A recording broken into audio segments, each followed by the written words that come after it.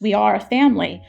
So during this shutdown, myself and the programmer, we're sharing what we're doing and we're asking our customers to do the same. You want to keep that relationship going, even when there's no tweets to send out saying, oh, buy this ticket to see it next. Like, just because that information is not there does not mean that you should go dark on communicating with your community.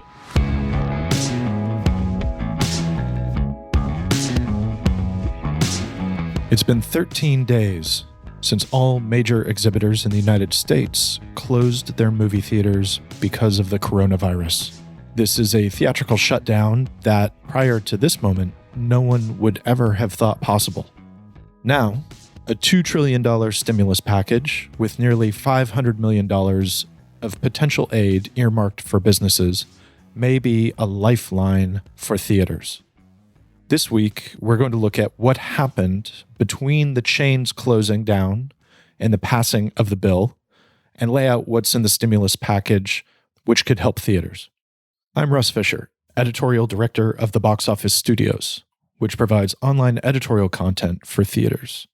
I'm joined by Daniel Loria, editorial director of Boxoffice Pro magazine, and later in the episode, we'll be joined by Rebecca Pahle, deputy editor of Boxoffice Pro magazine. All right, and now it is time to stimulate all of ourselves by discussing something that in any other context would be maybe the driest possible material in the world, which is a massive stimulus package that went through the Senate, was passed by the Senate through a bipartisan effort, and is awaiting passage in the House. There's broad support for this package overall, which helps individuals and contains language that sets aside nearly $500 billion for businesses. So, Daniel, if you can, give me a quick bullet point run through of what this package looks like from the perspective of exhibitors and how it might help us going forward. I think every exhibitor right now is taking a very, very close look at these proposed measures from the government. Looking at the reaction of the National Association of Theater Owners, it looks like they are largely in favor with a lot of these measures that is behind this sort of bipartisan support for this bill, right? Among the sort of highlights that NATO cites as positive for movie theaters are a $454 billion loan guarantee fund. And that would provide access to capital for movie theaters and other businesses. It's important to say that figure isn't only for movie theaters, but they are part of the businesses that can apply to this fund to cover their fixed costs while they're unable to open their doors and generate revenue during this crisis. Part of this also includes expanded SBA programs that allow small businesses and small exhibition companies to do the same in order to weather this sort of financial hit that a lot of these companies are taking. There are also provisions to allow a deferral of payroll taxes and expanded opportunities for lost carrybacks for businesses and technical corrections whenever there's a qualified improvement property. Looking at some of the other bullet points that NATO provided, they also cite an employee retention tax credit for businesses that can keep people on the payroll despite the closures. So that's going to be hopefully something that a lot of companies can take advantage of. We're also seeing up to 4 months of direct aid to workers through extended and expanded unemployment insurance. And hopefully that means that the government will be able to cover some of the financial hits that cinema workers that can't work are going to be taking during this time.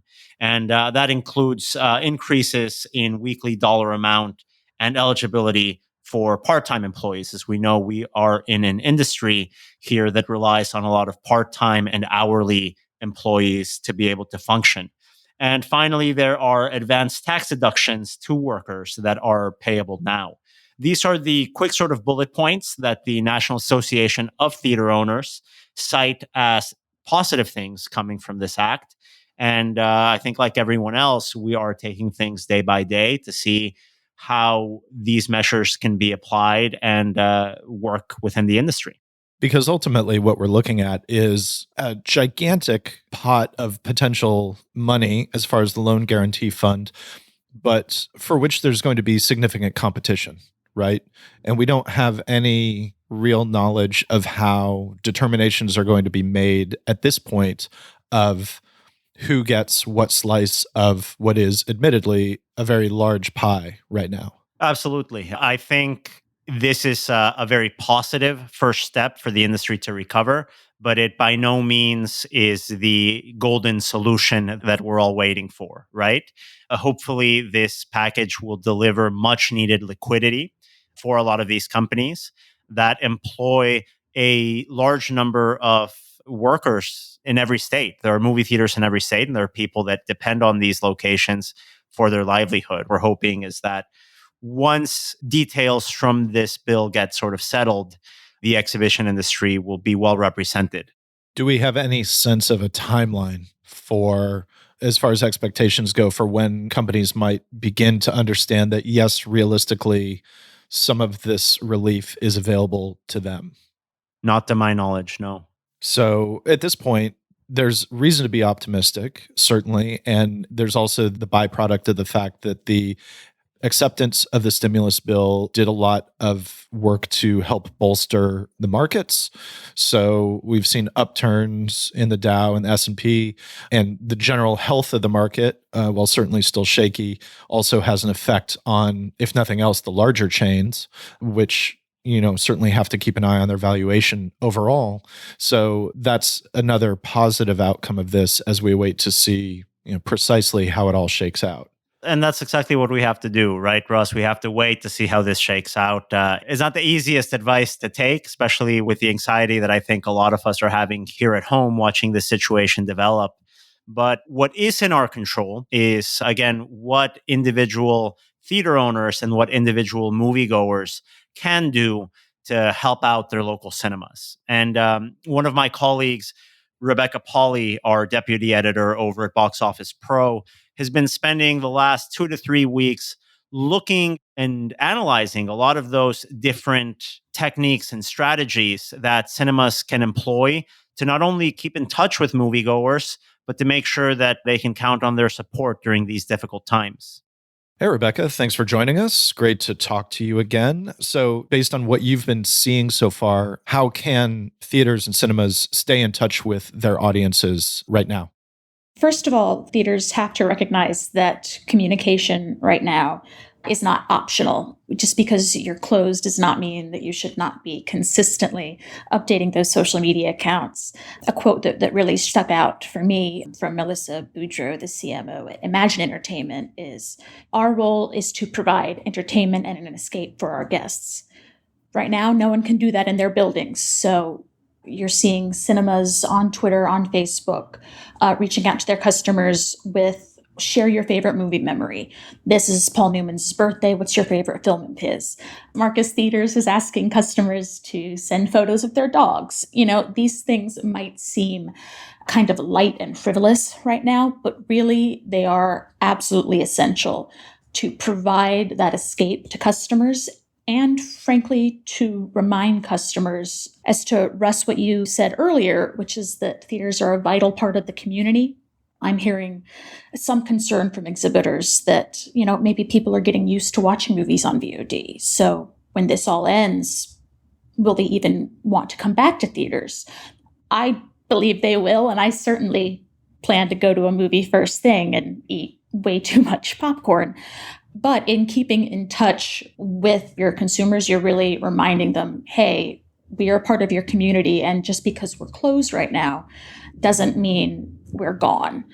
So you want to have that lighthearted tone. Chains like Imagine and other chains I've seen posting like shut down movie bingo for people to play as they're watching things at home. Like, have you ugly cried during a movie? Oh, Rocky IV, of course. Yeah, absolutely. I mean, spoiler alert, when Apollo Creed dies, that's the only appropriate time to cry during a movie, and it has to happen every time. Now, let's check that box off. Well, I mean, keeping in touch with your customers, there's this one cinema, the Frida Cinema, located in Orange County, California. They're doing something that I think is really cool, actually, the day after we record this, so it hasn't happened yet. But they're doing a 10-hour Streamathon, which is like a telethon, except streaming. And they are screening short films. They are doing interviews with these local filmmakers, their staff from the cinema, but in separate rooms, sharing what's going on with them. And it's trying to get some money during this. So what I'm seeing is a lot of chains saying, buy gift cards. There are a lot of VOD, Kino Lorber and those that have VOD streaming arrangements for recent films that would be in theaters right now. And some of those funds will go to independent movie theaters. Now, you mentioned, Rebecca, that buying things from your local cinema is a good way to support them. Obviously, you're not going to buy tickets. What can you purchase from them other than gift cards? What are you seeing some cinemas do within the limited operation capacities they have to offer the community? Marcus had a sale of you send in your money and you get delivered through the mail like a giant bucket of popcorn, some cups, and some candy. Unfortunately for those who might want to partake, but fortunately for Marcus, they've sold out. This has proven, I think, a good and useful method for cinemas to get rid of some of their stock that they wouldn't be able to hang out onto for a while. But yeah, you're seeing a lot of concessions. You're seeing, for example, Malco has a Powerhouse Grill location that they're doing takeout and delivery, which they actually did before this whole thing went down. That's a dine-in cinema, or is that a cinema with a full kitchen setup? It's a cinema with a restaurant attached to it, basically. As you know, that's been a huge sort of trend here in the business. A lot of cinemas opening their own kitchens, opening their own restaurant service. It's interesting to see locations now using those to help them during this time with, takeout and delivery options. Yeah. And the side effect of that is it helps you keep some staff on for as long as you can swing it, which is definitely something that is positive and helpful. And people want to help their employees as much as they can. Yeah, it's very heartening to see a lot of companies, especially the smaller companies, doing everything they can possibly do to keep their staff paid, to keep them with health insurance. Obviously, right now, there is no time where it's more crucial to have continued health coverage. And so it's great to see companies doing all of this work and being proactive when it comes to taking care of their staff, who, again, as we discussed last week, are really part of this community that makes up the theatrical experience. Absolutely. I really like the Frida cinema, so I'm glad that you brought that up, because it's just close enough to me that I always feel like I can get down there kind of easily, and then I'm like, oh, it's an hour and 15 minutes each way. I don't know that I'm going to do that tonight. But their programming is incredible. The way that they outreach to their audience is fantastic. They've opened up and kind of created a little oasis in a spot that didn't really have a repertory/art house outlet for a long time. And so I'm happy to see that they're continuing their practice of being sort of forward thinking when it comes to engaging with their audience and their community. They really are. And I was speaking with Logan Crow, who runs that cinema, and something he said was that our regulars know me and I know them. They're not customers. We are a family. So during the shutdown, myself and the programmer, we're sharing what we're doing and we're asking our customers to do the same.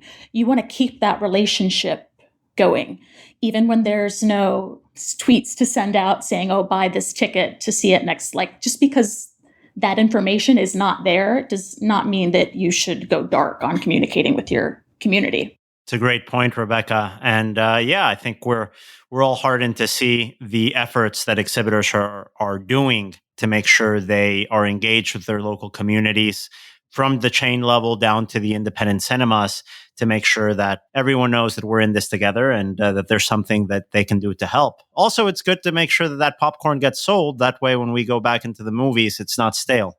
You got to put all that F&B inventory to good use.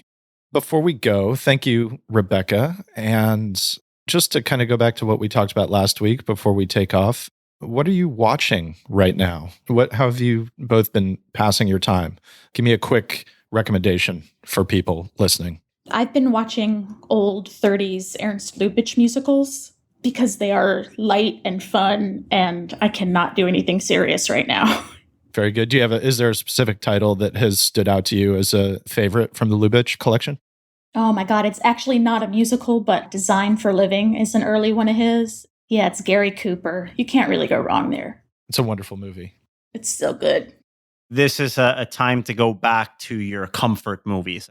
A lot of us, if not all of us, have those sort of movies that we always keep on going back to in times of stress.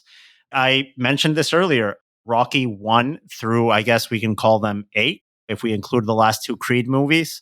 Those were the movies that originally had me fall in love with watching things. And it's always a great sort of content to see and to fall back on. I love it. See, for me, lately it's been a lot of horror because that was also an early entry point for me into a love of cinema. And specifically this week, the filmmaker Stuart Gordon passed away, which was a sad loss for the horror community in Los Angeles and around the world. A lot of people may not realize it, but the horror community, as far as filmmakers and even fans in LA, is extremely tight-knit and very friendly and welcoming. A lot of the people in that community were very welcoming to me when I moved to Los Angeles. They're really warm and caring. And so the loss of Stuart Gordon was a big deal. So I've been watching a lot of his movies. Reanimator, From Beyond, a very strange shot-on-video film called Castle Freak. And I love that stuff. And like the Rocky movies are comforting to you, those films are, despite their kind of extreme edges of content, are extremely comforting to me. And so I've taken a lot of solace in those. Stuart Gordon's Dolls is, I think, an excellent quarantine watch because it's, about killer dolls, but it's also oddly feel good. Like it's a happy, comforting film about dolls that kill people. That's a beautiful way to put it. I could not agree more. I think it's absolutely wonderful. It's a really beautiful little movie, and also one that's kind of gets overlooked. So that's a good recommendation. Thank you, Rebecca. Thank you so much for joining us. Thank you. And Russ, take it away. Again, Rebecca, thank you for joining us. Daniel, great to speak to you again. We will be back next week with a further examination of where the industry stands. Hopefully we'll have more specific news to talk about with respect to the stimulus package. Thank you both for joining us.